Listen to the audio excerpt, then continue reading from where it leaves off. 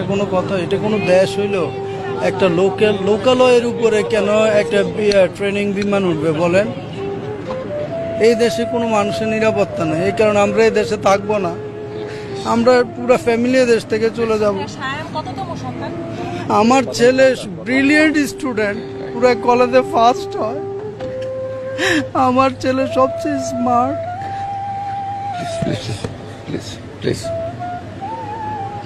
আমরা এই দেশে থাকবো না। এই দেশের পলিটিশিয়ানরা এই দেশটাকে পলিউট করে ফেলছে। আমরা এই দেশে আর থাকবো না, বুঝছেন?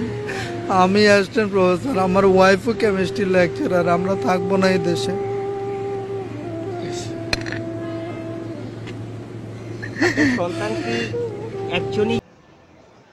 আচ্ছা, আমরা সবাই এই ভদ্রলোকের ভিডিওটা দেখলাম। এই ভদ্রলোক একজন ফিজিক্সের প্রফেসর, কোনো এক প্রাইভেট বিশ্ববিদ্যালয়ের। ওনার ওয়াইফ লেকচারার, যিনিও ফিজিক্সের লেকচারার। তো ওই ভদ্রলোক যে কথাগুলো বললো, এই কথাগুলো কেন বললো, এই কথাগুলার আগে আলোচনা করার আগে বাংলাদেশ, মানে আমাদের সোনার বাংলাদেশ নিয়ে কিছু কথা বলতে চাই। তারপর মানে আমরা বুঝতে পারবো যে এই ভদ্রলোক কেন এই কথাগুলো বলছে। প্রথমেই বলি, বাংলাদেশের রাস্তার নিরাপত্তা নেই। যখন আপনি রাস্তা বেরোবেন, আপনার কোনো নিরাপত্তা নেই। আপনার হুটহাট করে একজন ছিনতাইকারী আইসা আপনার কাছ থেকে সব কিছু কাইরা নেবে। পুলিশ কাছে থাকলেও কিছু করার নাই, কারণ পুলিশের ডিউটি হয়তো এটা না। বলবে ওরা ট্রাফিক পুলিশ, ওদের কাছে ফোর্স নাই, অথবা ওদের ম্যান পাওয়ার নাই, এজন্য হয়তো মানে আপনার চিন্তাকারী ঠেকাইতে পারে না। এক নম্বর। দুই নম্বর হইতেছে আপনার বাসায়ও নিরাপত্তা নাই। আপনি বাসায় থাকবেন, কোন দিক দিয়ে কোন সময় আইসা কোন দল আইসা ডাকাতি করবে সেটার কোনো নিরাপত্তা নাই। তারপরে আসি 3 নম্বর, বৃষ্টি হলে পুরো ঢাকা শহরে মানে ডুবে যায়, কোনো দিক দিয়ে বের হওয়া যায় না, বাসার নিচেই থাকতে হয়। তো আর বাসা থেকে বের হইতে হলে ভিজে ভিজে বের হইতে হয়, ময়লা নোংরা, ওয়াশরুমের ড্রেন এইগুলা সহ মানে বেশি উঠে রাস্তায়। 3 নম্বর পয়েন্ট হলো। 4 নম্বর পয়েন্ট হচ্ছে, ধরেন আপনি হয়তো বা চাকরি করেন না বা চাকরি করতে চান না, ব্যবসা দিবেন, তো কোথাও একটা ব্যবসা দিবেন হয়তো। তো আপনার কী করতে হবে, রাজনৈতিক দলগুলোরে আপনার চাঁদা দিতে হবে। চাঁদা না দিতে পারলে আপনি ব্যবসা করার দরকার নেই। চাঁদা দেন, অথবা মারা যান, অথবা ব্যবসা না মানে করতে পারবেন না আপনি। এটা হচ্ছে 4 নম্বর। 5 নম্বর সমস্যা হয়েছে বেকারত্ব।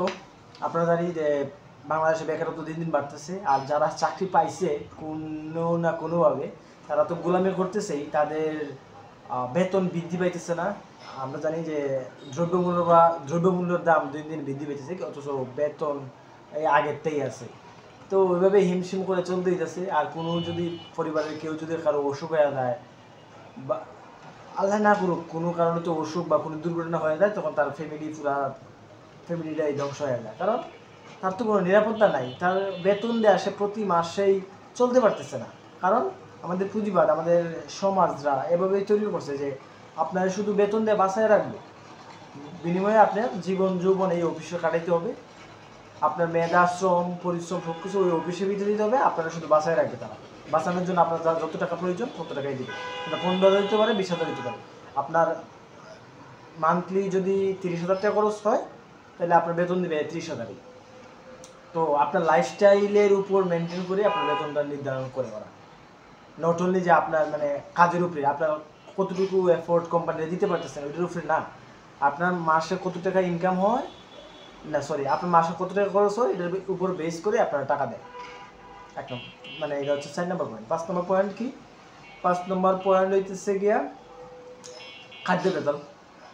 আমরা জানি বাংলাদেশের সব ধরনের জায়গাতেই এমন কোনো খাদ্য নাই বাংলাদেশে যে মানে ভেজাল ঢুকানো হয় না। সব জায়গায় ফরমালিন, মশলাতে বিষক্রিয়া পাওয়া যায়। আর শিশুদের যে ড্রিঙ্ক জাতীয় জিনিসগুলোতেই ফরমালিন পাওয়া যায়। তারপরে হইতেছে আপনার তো অসুখ হবে না, আপনি যখন খাদ্য ভেজাল খাবেন, তখন আপনার তো আমরা তো শরীর, আমরা তো একটা বডি না, সুস্থ বডি, মানে যদি একটা এফেক্টিভ মানে নেগেটিভ ফরমালিন জিনিস যায়, তখন অসুস্থ হবেন আপনি। তখন অসুস্থ হবেন, আপনি ওষুধ খাবেন, ওষুধও ভেজাল, আপনার ওষুধও ভেজাল, তাহলে আপনি কী করবেন? এই গেল এতগুলো সমস্যা। তারপরে আসছে এই ঢাকা শহরে যারা থাকে অথবা বিভিন্ন শহরে যারা থাকে ট্রাফিক জ্যামের সাথে সবাই পরিচিত। পৃথিবীর মধ্যে শীর্ষে মনে হয় 2-3-এর মধ্যে হয়তো ঢাকা শহর আছে, আমি শিওর র্যাঙ্কিংটা জানি না, বাট ওইখানেই থাকবে। বায়ু দূষণে পৃথিবীর শীর্ষে বাংলাদেশের ঢাকা। পরিবেশ দূষণে বাংলাদেশে হয়তো 2-3 দেশের ভিতরেই থাকবে।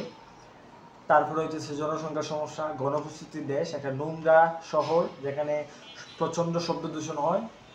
পৃথিবীর মধ্যে সবচেয়ে শীর্ষে মানে দ্বিতীয় শীর্ষে আছে ঢাকা শহর শব্দ দূষণে, যেখানে মানুষের কানগুলাকে একটা গবেষণা দেখা গেছে মানুষের 90% ঢাকায় যারা বাস করে তারা 90% মানুষ হচ্ছে মানে বধির অথবা তারা মেন্টালি অসুস্থ। তারা হয়তো মানে চিকিৎসা করা লাগতেছে না, কিন্তু তারা হইতেছে মেন্টালি আনফিট। তারা কোনো না কোনো হয়তো তারা মানে তাড়াতাড়ি রাগ উঠে যায় অথবা তাদের মেন্টালি ফিট নাই, তারা এই সমস্যা হইতেছে। তারপর আরেকটা লাস্ট কথা হচ্ছে যে শিক্ষার যে ইয়েটা, বাংলাদেশের শিক্ষায় রেজাল্ট, শিক্ষায় দুর্নীতি, শিক্ষায় যে অফিসারগুলারে যাদেরকে শিক্ষকগুলো নিয়োগ করা হয় তাদেরকে টাকা দিয়ে নিয়োগ দেওয়া হয়। টাকা নাই, আপনার নিয়োগ নাই, আপনি যতই মেধাবী হন না কেন আপনার কোনো স্থান নাই, আপনার জব নাই। তো আমি এমন কয়েকজনকে চিনি যারা কিনা মানে শিক্ষার সটাও বুঝে না, মানে শিক্ষা ও কি শিক্ষা দিবে, ও নিজেই তো শিক্ষিত না, ও নিজেই তো বলো। মানে আমি এমন পার্সোনাল কয়েকজনকে চিনি, নাম বললে এটা বিষয়টা সুন্দর দেখায় না, নাইলে হয়তো নামই বলতাম। তো ওনারা টাকা দিয়ে জব করতেছে, পরে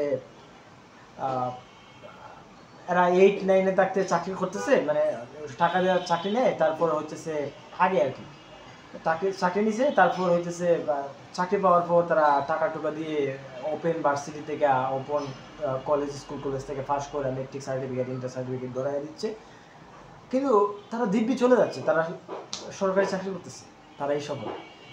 তো এই হচ্ছে বিষয়। আর মিটিল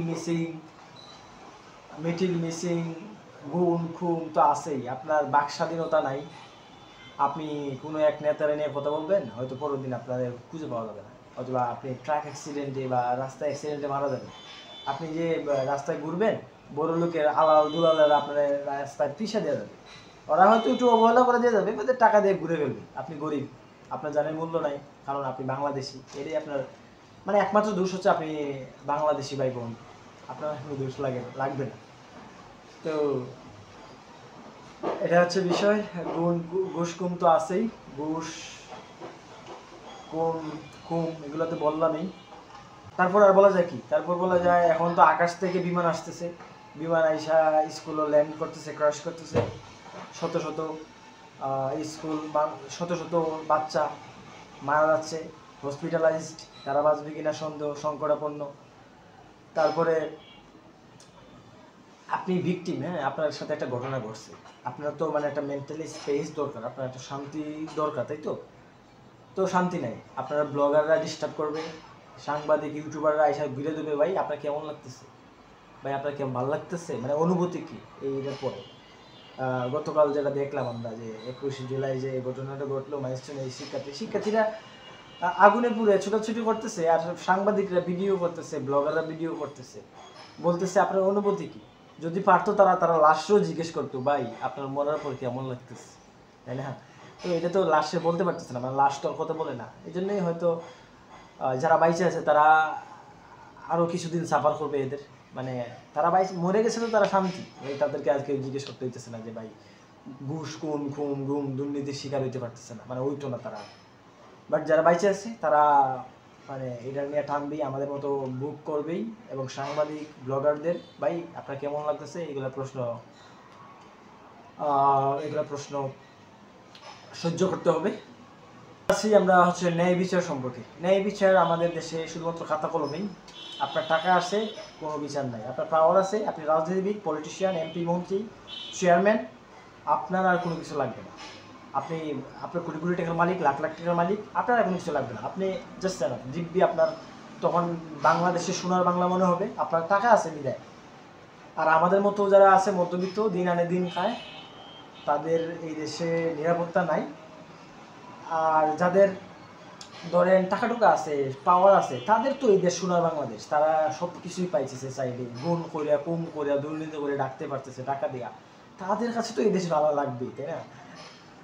এই জন্য মানুষ, আর আমাদের দেশে যে ন্যায় বিচার, আমাদের ন্যায় বিচার চাবো, ওইগুলো হচ্ছে মানে টাকার কাছে বিক্রি। এটা হাতে কলমে ন্যায় বিচার, মানবাধিকার, এগুলো সব মুখে মুখে ভাই, এগুলো হাতা কলমেই আছে, আসলে প্রকৃতপক্ষে নাই। প্রকৃতপক্ষে এগুলো সব বিক্রি, সব অসুস্থ একটা সমাজ আমাদের, একটা বিকলাঙ্গ, একটা অসুস্থ একটা জাতি আমরা। এটা যত তাড়াতাড়ি মানুষ স্বীকার করে নেবে তত ভালো, ততই মানে আমাদের জন্য মঙ্গল।